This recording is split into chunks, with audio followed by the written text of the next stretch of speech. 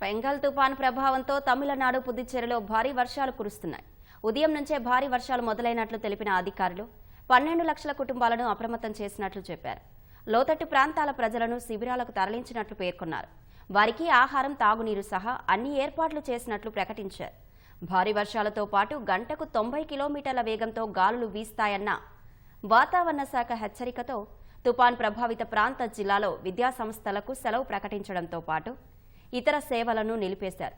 సముద్ర సమీప ప్రాంతాలకు వెళ్లకుండా బీచ్ రోడ్లను, పర్యాటక ప్రదేశాలను మూసివేశారు. ప్రజలు ఇళ్లలోనే ఉండాలని అధికారులు సూచించారు.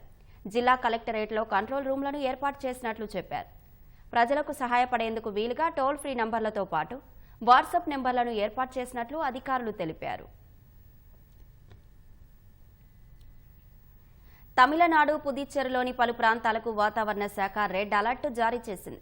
బంగాళాఖాతంలో ఏర్పడిన పెంగల్ తుపాను సాయంత్రం పుదుచ్చేరికి సమీపంలో కరైకల్, మహాబలిపురం మధ్య తీరం దాటనున్నట్లు తెలిపింది.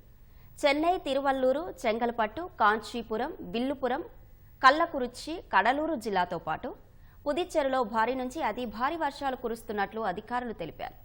రాణిపేట్, తిరువన్నమలై, వెల్లూరు, పెరంబలూరు, అరియలూరు, తంజావూరు, మైలాదురై, నాగపట్నం తదితర జిల్లాలో కూడా భారీ వర్షాలు కురుస్తున్నాయని చెప్పారు.